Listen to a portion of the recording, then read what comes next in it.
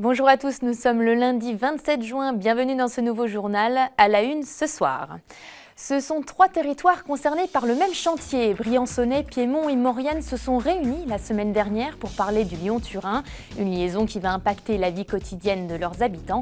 Nous ferons le point sur cet échange.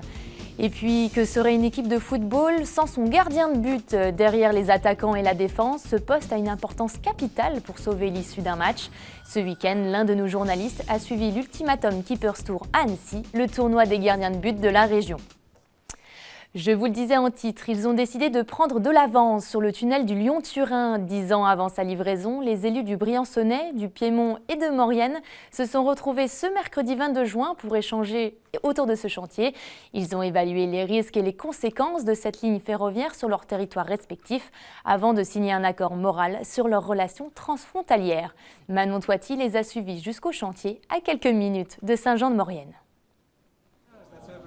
Les élus du Briançonnais, de Turin et de Maurienne échangeaient jusqu'à présent par visio au sujet de la ligne ferroviaire du Lyon-Turin. Ils se sont réunis à Saint-Jean-de-Maurienne pour anticiper et gommer les potentiels obstacles de leur coopération. Au cœur des discussions ce mercredi 22 juin, l'évaluation des compétences et des besoins de chaque territoire. On voit bien qu'il nous manque des éléments. Alors, il n'y a pas une panique en soi, on a à peu près 10 ans devant nous pour pouvoir travailler ces relations.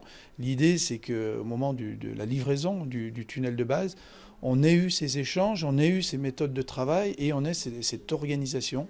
Je crois que c'est pour répondre au mieux à nos populations. Il y a une volonté en tout cas d'échange entre nos populations qui touchent à la fois la mobilité à travers le chantier Lyon-Turin, mais à travers aussi la ligne historique. Un des enjeux de cette réunion a été la discussion des futures gares. La vallée de Suse et le Briançonnais ont fait la demande auprès de Trenitalia pour avoir un arrêt supplémentaire sur leur territoire. Il y a des enjeux économiques, touristiques et locaux qui sont énormes.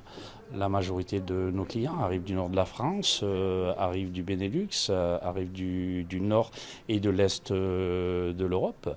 Et pour irradier nos territoires, il faut absolument qu'il y ait un arrêt dans la haute vallée de Suse, notamment à Oulx. Au-delà du Lyon-Turin, cette rencontre a permis la signature d'une charte morale. Elle scelle l'union des 3 régions et met en avant leur ressemblance pour préparer l'après-chantier. Il y a beaucoup de choses qui sont reliées. En fait, tout nous relie. C'est la géographie, l'histoire, la culture, l'économie. La seule différence qu'il y a, c'est qu'au milieu, il y a une frontière. Mais cette frontière, dans la vie de tous les jours, on ne la voit pas. Ces discussions n'ont pas mené à la création d'une nouvelle instance, mais simplement à des accords moraux sur le futur des territoires concernés par le TGV Lyon-Turin. Les représentants de ces 3 régions se sont d'ailleurs donné rendez-vous de l'autre côté de la frontière à la fin de l'année. L'actualité du jour, c'est aussi une nouvelle réglementation à la Périale. Suite à la rixe du 12 juin dernier, la ville d'Annecy a décidé de fermer l'accès à cette plage à partir de 19 h le soir jusqu'à 6 h le lendemain matin. L'entrée reste gratuite, rassurez-vous. Et à partir de ce vendredi 1er juillet, notez bien que les maîtres nageurs surveilleront la zone de baignade et qu'en dehors de ces heures, le toboggan ne sera plus accessible. Et j'ajoute que la mairie rappelle que le plongeoir est toujours interdit au public. Place à mon invité du jour. À présent, il vient d'être élu directeur de l'IUT de Chambéry pour un mandat de 5 ans et il va nous présenter son projet pour cette formation universitaire. Christian Picard est en ligne avec nous ce soir. Bonsoir. Bonsoir. Vous êtes désormais le directeur de l'IUT de Chambéry. Vous succédez à François Palimbaud, qui vous avait nommé adjoint à l'époque. C'était la suite logique pour vous de devenir directeur de cette IUT ? Logique, je sais pas, mais ça faisait partie effectivement d'un projet qui consistait à accompagner François Palimbaud pendant le temps de son mandat, sachant qu'il allait ensuite partir à la retraite, d'éventuellement prendre la suite, oui. Donc on pourrait presque dire logique, oui. Comment allez-vous vous différencier de votre prédécesseur? Quelle sera votre marque de fabrique? Écoutez, on est tous différents, hein. Je ne sais pas si j'ai une marque de fabrique spécifique. Ce qui est sûr, c'est qu'on a un certain nombre de défis qui sont nouveaux à relever, donc peut-être on en parlera après. Après, moi, ce sur quoi je souhaite mettre l'accent, c'est le renforcement du collectif et puis la recherche du sens de notre action.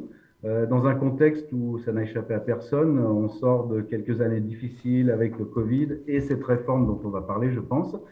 Et donc, l'urgence, c'est de remettre toutes les équipes en mouvement ensemble pour répondre aux objectifs et aux missions qui nous sont confiées. Voilà. Alors, vous êtes enseignant-chercheur à l'IREJ, donc l'Institut de recherche en gestion et économie. Allez-vous renforcer le lien entre la recherche et l'enseignement pendant votre mandat ? Oui, ça fait partie des axes, absolument. Donc, pour rentrer un petit peu dans la réforme du but, on passe de Bac+2 à Bac+3. Et donc, l'université, sa marque de fabrique, entre guillemets, c'est aussi d'associer les compétences et les connaissances des enseignants-chercheurs à la pédagogie. Et j'ai bien l'intention de renforcer ce lien avec l'IREJ, je vous en avais parlé, mais il y a d'autres laboratoires, dont un qui est intégré à l'IUT de Chambéry, qui s'appelle le LEPMI. Et donc, l'idée, c'est de renforcer encore, ou faire une fertilisation croisée entre les travaux des chercheurs et ce qui se passe en pédagogie. Le but étant de faire découvrir aux étudiants et puis éventuellement à d'autres personnels de l'IUT que la recherche, c'est pas si loin que ça de leurs préoccupations. On a beaucoup de travaux dans des domaines appliqués. Et donc, oui, un des objectifs de mon mandat, entre guillemets, c'est de créer des synergies encore plus fortes qu'elles ne le sont entre la pédagogie, l'enseignement et la recherche. Est-ce que vous allez aussi développer les formations professionnalisantes en alternance, par exemple ? Absolument. Alors, ça fait partie du cahier des charges qu'on nous donne, puisqu'on nous demande, dans la mouvance nationale, je pense que ça n'a échappé à personne, l'apprentissage est en train de se développer très fortement. L'État le soutient fortement. Les jeunes sont de plus en plus attirés par cette forme d'apprentissage qui allie l'enseignement dans un IUT, par exemple, et puis un apprentissage de compétences dans les entreprises. Et donc, forcément, on va un peu plus loin vers la formation continue et la formation tout au long de la vie. Dans mon parcours à l'université, j'ai aussi eu le plaisir de co-diriger ou d'être directeur adjoint d'un service de formation continue. Donc, je suis assez proche de ces problématiques-là, assez proche des entreprises. Et donc, oui, c'est aussi un axe. On développe des diplômes d'université pour des salariés. On développe des formations pour des demandeurs d'emploi pour essayer de répondre aux besoins des secteurs en tension. Donc, la réponse, c'est clairement oui. La formation tout au long de la vie va encore se rapprocher plus de la formation initiale, entre guillemets, si on peut l'appeler comme ça, qu'on développe à l'université et à l'IUT de Chambéry en l'occurrence. Alors, on va parler de cette formation initiale telle qu'elle est aujourd'hui. Donc, le DUT s'est transformé en bachelor depuis cette année universitaire, c'est-à-dire qu'il passe de 2 à 3 années de formation. Quel bilan peut-on en tirer après une année d'expérimentation ? Alors, le bilan est très bon si on regarde aujourd'hui ce qui va se passer. En fait, comme vous venez de le dire, on a démarré le but 1, première année, dans toutes les spécialités de l'IUT de Chambéry, aussi bien les tertiaires que les secondaires. On l'a démarré en septembre dernier. Aujourd'hui, on peut compter les points, entre guillemets, c'est-à-dire que tous les étudiants qui sont rentrés en but 1, pour la quasi-majorité, vont passer en but 2. Donc, si on prend cet indicateur-là, une vraie réussite. Après, si on regarde le poids de la réforme et la vitesse à laquelle on a dû s'adapter et mettre en place cette nouvelle forme de diplôme, avec une approche par compétences qui amène vers beaucoup plus d'expérimentation pour les étudiants, le bilan est de mon point de vue également assez positif, voire très positif, parce qu'on a réussi à mettre en musique un programme qui n'existait pas quelques mois avant la rentrée l'année dernière. Et je pense qu'on va réussir à mettre en musique un programme de deuxième année, puisque ces premières années seront en deuxième année dès la rentrée prochaine. On va mettre en musique ce programme de deuxième année, alors même qu'il a été validé seulement au mois d'avril. Donc la réussite est aussi totale pour les équipes qui suivent le mouvement, même si c'est une vraie révolution, entre guillemets, dans l'approche et dans la pédagogie. Justement, quelle est la plus-value du bachelor sur les branches que vous proposez ? Alors, j'ai envie de dire que c'est les branches qu'on propose d'abord. L'IUT de Chambéry, c'est 5 spécialités. Donc, il y a un département tertiaire qui s'appelle GACO, gestion administrative et commerciale. qui ouvre sur des parcours management des fonctions support, management commercial et marketing. J'essaye d'aller vite et d'être un peu synthétique. Et puis, management des activités culturelles. On a une spécialité qui est la première, qui est née à l'IUT de Chambéry, qui est sciences et génie des matériaux, avec un seul parcours centré justement sur tout ce qui est ingénierie dans le domaine des matériaux. On a un département qui s'appelle métier du multimédia et de l'Internet, qui ouvre sur 2 parcours en création numérique et puis en développement web. On a un département génie civil et construction durable qui ouvre sur un parcours lié aux travaux publics et l'autre plutôt sur les chantiers et la construction durable. Et puis, on a une spécialité qui est sur le packaging, l'emballage et le conditionnement avec une coloration développement durable. Donc, pour revenir à votre question, pour chacun de ces spécialités et chacun de ces parcours, la plus-value pour les jeunes, c'est d'abord plus d'apprentissage qu'on ne le faisait avant dans le modèle classique DUT plus licence pro. En tout cas, c'est l'objectif qui nous est assigné. Deuxième plus-value, une logique d'approche par compétence. Donc, ça peut paraître un peu tarte à la crème de dire ça, mais ça a des vraies implications dans la manière dont les étudiants vont travailler dans leur apprentissage, avec plus de temps dédié à des projets, plus de temps dédié à des situations d'apprentissage qui correspondront à des travaux en relation avec les entreprises.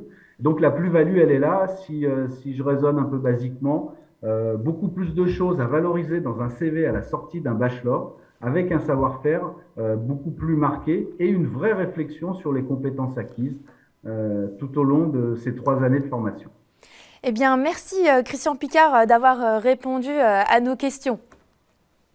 Merci à vous, merci pour l'invitation. Parlons sport à présent. La première étape de l'Ultimatum Keepers Tour s'est déroulée ce samedi à Annecy. Ce tournoi qui oppose les plus jeunes gardiens de but de la région a rassemblé 56 joueurs au total, dont 8 gardiennes. L'occasion pour notre journaliste Alex Gontier de mettre en lumière ce poste peu médiatisé. Regardez. Des matchs de 2 minutes sur un terrain de 20 mètres par 18 et 6 secondes pour tirer. Les règles sont simples pour ce tout premier tournoi de gardien de but en France. Pour sa première édition, l'Ultimate Keepers Tour a ravi les gardiens participants qui ont pu mettre en avant leurs qualités. C'est plus physique que d'habitude, c'est plus physique qu'un match parce que c'est des micro-matchs de 2 minutes et ça fait vraiment travailler le cardio. Et ce genre d'exercice requiert d'avoir un bon pied pour pouvoir marquer des buts. Et c'est important aujourd'hui de devenir gardien, pas forcément de marquer des buts, mais avoir un bon jeu au pied, avoir une relance propre pour aider son équipe tout simplement. Parfois oublié, le rôle du gardien de but est d'une importance capitale dans le succès d'une équipe. À travers ce tournoi et les activités qui rythmaient la journée, l'événement a permis de mettre le poste en lumière. Ça a été créé à 90% pour ça, on est bien d'accord. Après, il y a une partie aussi évidemment pour faire connaître notre académie, qui est aussi organisatrice de l'événement. Mais c'est surtout pour promouvoir le poste, parce qu'aujourd'hui, c'est vrai qu'en France, on s'aperçoit que les gardiens sont vraiment pas encore assez occupés, on va dire, et pas assez pris en compte. De grands noms sont venus assister au tournoi, des gardiens mythiques qui constatent des évolutions dans l'approche du poste, des changements qui visent à intégrer encore plus le gardien au cœur du jeu. L'évolution d'avoir un très bon jeu au pied, forcément, puisque les entraîneurs, beaucoup d'entraîneurs ont cette sensibilité de faire du jeu et de partir de derrière. Donc il faut être à la fois très bon avec ses pieds, mais aussi avoir une connaissance tactique, le travail tactique qu'ils doivent faire toute la semaine, en plus de leur travail spécifique. C'est beaucoup et certains gardiens s'y brûlent les ailes. Le tournoi a réuni 56 participants, un événement réussi où le fair play et la bonne humeur l'ont emporté. D'autres étapes sont d'ailleurs prévues dans d'autres villes en France. Et ce journal touche à sa fin et on se quitte sur des images du marathon du Mont Blanc. L'épreuve des mythiques 42 km a eu lieu ce week-end à Chamonix. Près de 2300 coureurs se trouvaient sur la ligne d'arrivée pour affronter plus de 2540 mètres de dénivelé positif et négatif, comme vous le voyez sur ces images. C'est le Britannique Jonathan Albon qui a franchi en premier la ligne d'arrivée après 3h35 de course. Il devance l'Italien David Magnini de 4 minutes. Côté femmes, c'est la jeune Espagnole Sara Alonso qui s'est imposée avec 4h14 devant la néo-zélandaise Kathleen Fielder. La Française Anaïs Sabrier, elle, a terminé 4e. Merci à tous pour votre fidélité à 8 Mont-Blanc. Tout de suite, la météo de Thierry Paulme. Juste après, votre émission Panorama consacrée aux entreprises familiales en Savoie. Merci à toute l'équipe pour cette édition. On se retrouve dès demain à 18h pour un nouveau journal. Très belle soirée sur notre antenne.